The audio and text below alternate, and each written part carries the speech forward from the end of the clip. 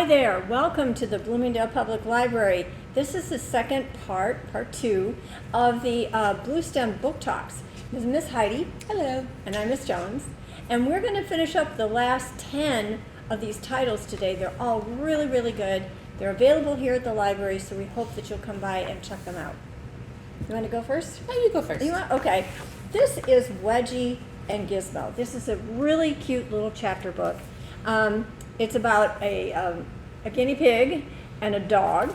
And well, let me start the book just the way Gizmo says it. Greetings to you, dear reader. My name is Gizmo. As you probably heard, I am a genius. However, I'm not a regular sort of genius, the kind who solves math problems and wins spelling bees. I'm an evil genius with an evil plan. Oh yes, it's true. A dastardly evil plan. But for now, my evil plan must wait, because I find myself in a most unpleasant situation. Well, part of the situation is because he is now going to be living with a dog named Wedgie. And Wedgie and Gizmo each take turns in writing chapters for this book. And from their viewpoint, Wedgie wears a little cape because he likes that. And they have quite an adventure. And really the issues are they're going to be living in the same house now. It's two families moving in together. And they're really, really cute things happen. They have adventures. They get lost. They're almost friends. The whole family's involved. It's a really fun, short chapter book. I really had fun reading that one. Is Wedgie a superhero? Is that why he wears a cape? Yeah, he's got an evil plan. Well, Wedgie just thinks that he's kind of a superhero. It's what energizes him. So superhero meets evil genius. Yeah, evil genius, and evil genius's owner, he calls him his servant. He's like, his servant.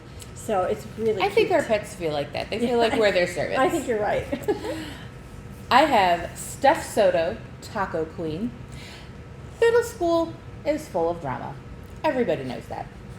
And Steph has a pretty good life. She doesn't have a whole lot of drama, except for the fact that her dad owns a taco truck. She loves the taco truck. It is so full of wonderful things.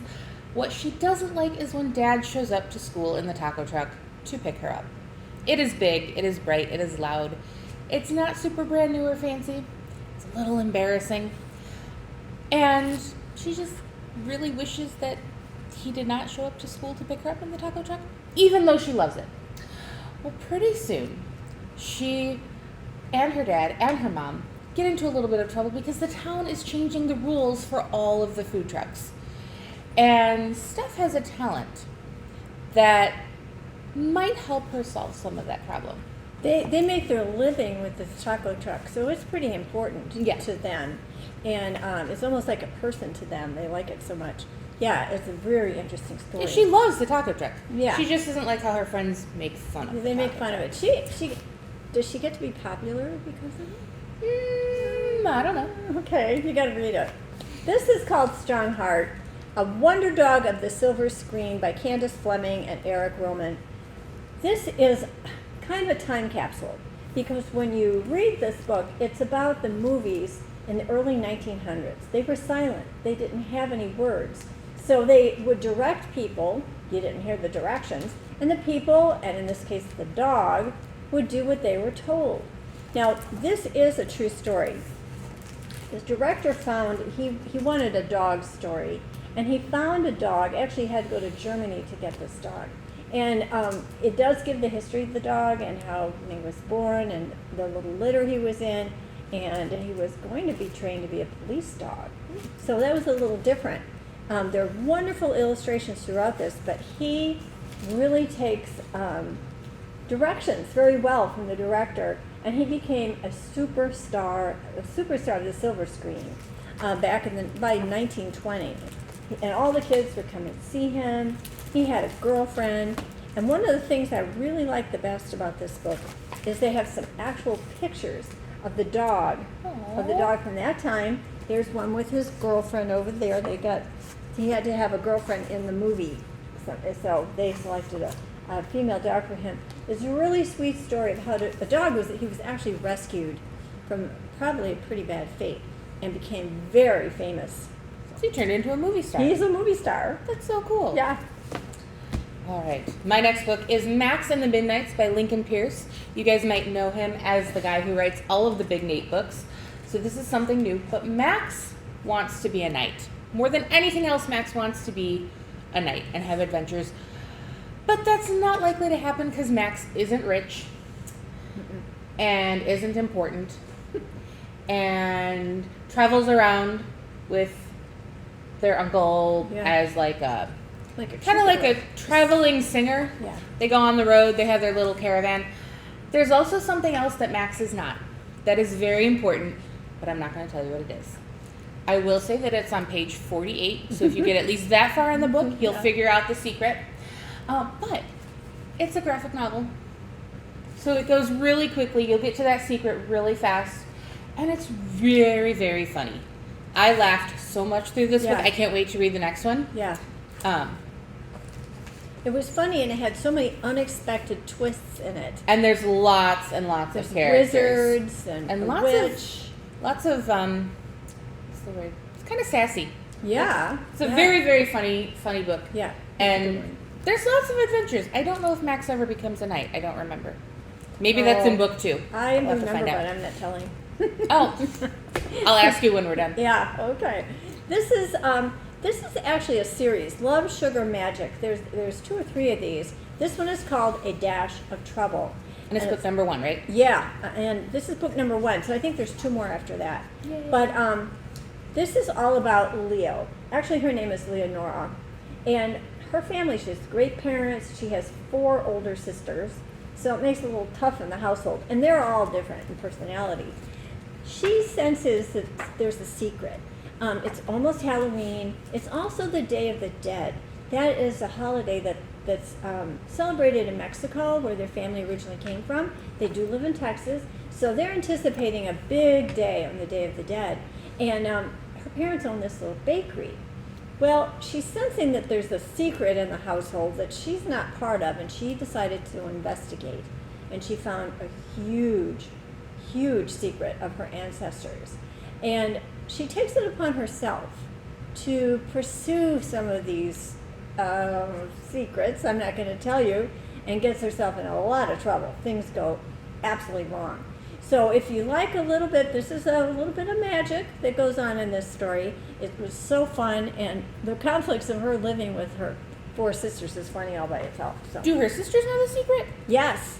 They all know. You have to get That's just not fair. I'll tell you, you're supposed to get to be 15 years old before they let you know the secret. But see, she's a smarty pants. Yeah, she wants she's to a go smarty early, pants, huh? and so she wants to know it now, not wait. Yeah. Sounds like a good mystery. It is. I'll have to check that one out. I have Click by Kayla Miller. If you like books by Raina Telgemeier, you'll probably really like this one. This one is about a girl named Olive. And Olive clicks or gets along with just about everybody in school. She is not popular exactly, but everybody's her friend, and she's friends with everybody. She doesn't really have one group that she fits into, which is great. She's always having a lot of fun. Until there's a school talent show. And everybody is supposed to pick something to do, some act to have, something that they're good at. And little by little, all of her friends start forming these little groups. 2 of them are going to sing a song, and 3 of them are going to do something else. And Olive, well, she doesn't really know where she wants to fit in. She doesn't really have any talent that she thinks she's especially good at. She's not a singer. She's not a dancer. They're all her friends, but who should she join? And will they even let her join once they've started forming all these little groups? So she gets a little upset, and then she has a good talk with someone very special in her life. And, well, something happens towards the talent show. Her plans change a little bit, but it shows her that she can really click in a lot of different ways. Yeah. Also, this one is a graphic novel. This one is in color and super, super fun. There's also... I was going to say, there's also more books by this author, Yeah. so if you like this one, Olive and her friends go on to have more adventures, like at summer camp and more school things. Yeah, there's more in that series. Yeah. Well, I have one, I really like the story, but I have to admit, it's because I spent some time in the area that they're talking about. This is set in Appalachia, the Appalachian Mountains. And this is called Hope in the Holler. Now Holler is kind of a down place between mountains where you can kind of holler across to people. Like a valley? Yeah, kind of like a valley. And she and it's not a place that she's ever been until something happens. Early on, Wavy's mom passes away in this story, and that's sad because she doesn't think she has any other family. And they've already made arrangements for her to go with her best friend and her mom. She's going to go live with them, and she feels very comfortable about that, except all of a sudden she has an aunt that shows up. She's never met her before, doesn't understand why she came now, but she takes her away because she's her closest relative, and they go to live in the Appalachian Mountains. And Wavy loves mountains and the plants and the flowers. It's beautiful. And she meets a couple of really good people there. But her aunt is really a horrible person. She's mean, she's conniving, she's selfish. And the only good thing about Wavy going to that house, it was all falling down and ramshackle and dirty, was that her mother grew up in the house, and she learned to love the place. So her mother always used to say, there's always hope. So this is hope in the Holler, because she has hope of getting out. She finds a secret about her mom, her dad was, and what they had planned for her originally when she was born. This is a really special story. You can't help but like Wavy, the people that she meets, and the whole location of where she is very different than what we're used to. So, Hope in the Holler. Move that over here. What you got? Well, I have another story that's kind of sad. It's Lifeboat 12. It's actually based on a true story. So just like Strongheart was based on a real dog, this is actually the story of a real boy during World War II when Europe was in the middle of a war and it wasn't really safe for kids who were living in England. So a lot of parents put their kids on a boat and decided to send them to Canada, all the way across the Atlantic Ocean, so they would be safe during the war. Well, on this ship, there were tons and tons of children. They were having such a great time, and they're steaming away across the Atlantic, and all around them they have other ships protecting them, kind of escorting them across the ocean until they get about halfway across. And at that point, it's time for the other ships to go back and do the rest of their work, and the ship with the children to continue on alone. But they figured they were safe. They figured they had gotten out of the reach of the dangerous submarines that could maybe sink them. And they were almost right. But the day after all of those other ships left, a torpedo hit their ship. And not only did it hit their ship, but it sank their ship. And lots of people died, lots of kids died, which is why it's really sad. But this story is about the boy who ended up in Lifeboat 12 and all of the people who ended up on that lifeboat with him. It's a story in verse, which means it's set up kind of like poetry. It's not a lot of words on the page. It reads really, really fast. But Lifeboat 12 kind of drifted away from the other lifeboats, so it took them longer to be rescued. They were on that lifeboat for a long time. One of the coolest parts of this book is in the back, it tells you about all the different real people that they interviewed in order to get the real information for this book, all the different things that they researched to make sure they had the right food on the ship and the right music. And then it tells you all of the people that were on his lifeboat, and then it shows you a picture of the boy when he was young, and his family and his friends, and then also what he looked like as an old man telling the story of Lifeboat 12. Because, spoiler alert, he does survive. Not everybody does. But this boy named Ken survived and told his story. And then we get to read it. Yeah, what I recognized in that book is how the people in the lifeboat became like family. They really took good care of each other. They took care of each other, and afterwards they kept in touch as best they could, but they grouped together and they were a real family. Well, we have 2 science books. This one is this is a nonfiction, and it's called Curiosity, the Story of a Mars Rover. One of the things I like so much about this book is you're actually, after you read some of the facts, you're actually talking to Curiosity. That's the name of the Land Rover. And this was about in 2012, I think, when she went. But it tells all about how it was created and why they created it. It's a robot, right? Yeah, it's a robot. And they were going to send this robot to Mars, and you see all the places that they were developing her, the people that worked with her, the design. This is not boring. Do not worry about that, because she really explains it in a very easy text, and all the things that's going to happen that she's going to see and pass by on her trip to Mars. And then all the jobs that she has, the things that she's able to photograph. And this is a big celebration when she landed. They had a big celebration in New York City.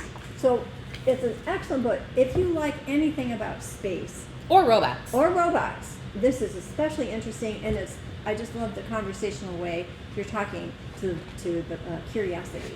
So that's a good one. I like that one. Yeah. There's a lot of information, even though it doesn't look like it. Yeah. I have Otis and Will discover the deep. Now, in Lifeboat 12, they were sunk by a submarine. Submarines are actually a pretty new invention. They haven't been around too terribly long.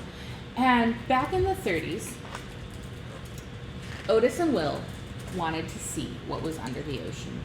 Even today, much of the ocean is pretty much unexplored. Mm-hmm. There's so much left to discover. It's crazy. Well, Otis grew up loving the ocean. He would swim every summer, dive down with the fish. Will grew up loving everything. All sorts of nature and animals. He had lots and lots of careers. He climbed volcanoes. He wrote books. He did a little bit of diving. Look at his old-fashioned diving suit. They hadn't really invented scuba diving yet. And then Otis and Will found out about each other. And they realized that they both were kind of into the same things. So they started writing letters, and they started trying to plan a way to get to the bottom of the ocean. Or at least really, really deep. No one can go to the very bottom of the ocean. It's so far down. But they started sketching and studying and building, and eventually they built the Bathysphere, which is this round, kind of submarine-y looking thing. It's a funny shape for a submarine, isn't it? But they built it in a circle so that it could withstand the pressure, all the pressure that would be at the bottom of the ocean. And then they climbed in. They took it out on a ship, they climbed in, and they got sealed up in the hatch. It was not a very big space. It's not comfortable, is it? And these are tall guys. Yeah. They're like 6 foot. Squished into that little circle with one little window and a telephone up to the ship. And splash, down they went. And they dived and they dived and they dived. And then, I gotta find the best picture.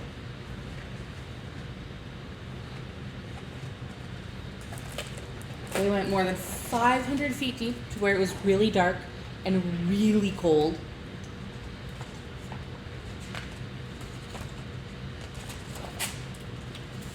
Went past 700 feet, where all they could see was black. Past 800 feet, and then, I don't know, can you grab that other page? Yeah. They were what they surrounded by fish. Yeah. All the fish in the deepest parts of the ocean that nobody had ever seen before. They even got to name some of them, because when you're the first person to find something, you get to pick what it's called. And then they came back up.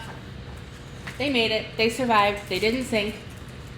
And they wrote all sorts of stuff about what they had seen. Yeah. And they went down more and more times until other people used all of their research to build better submarines and go diving and see more fish. One of the cool things about this book is that at the back, again, there's real pictures, because this is a true story too. And then the illustrator, the person who did all the pictures in this book, talks about how she imagined it being in the bathysphere and how she had to practice to get the pictures just right. The great thing about that book and this book is they're all about exploration. Mm-hmm. One is for a planet, and one under the sea. Just different directions that human beings are interested in and curious about. Well, this is the second presentation of the Bluestems, We also want to remind you that when you come to the library, we keep all of these together, so they're super easy to find. We have lists that you can take. You'll get a bookmark if you come, and we usually put bookmarks in there that has the whole list of all 20. And if you're interested, you can check a whole bunch out and catch up with your reading on that on the Bluestems. And if they're not here, you can talk to a librarian and we'll put you on the Put wait them on list hold. and get them from another library and make Yeah. sure that you get the books you want to read. 'Cause Yes. now that we've told you all about these, Yeah, you want to they're read going to be all really 20. popular. This is so. a great variety of books this year. Every year there's a new list, and every year we read them, and I'm always surprised at the quality of each one, and they're just so fun to read. We're Or very working on next informative. year's list right now, and it's really Yeah, exciting. we have somebody who knows all these titles that are coming up. So It's going to be great. yeah. So we have been social distancing, and we want to remind you when you come to the library, we do ask you to social distance, and we do wear our masks all the time. So Except when we're on camera. yeah, except for now. So we want to say bye. Great to see you, and don't forget to wear a mask. We'll see you soon. Bye-bye. Bye.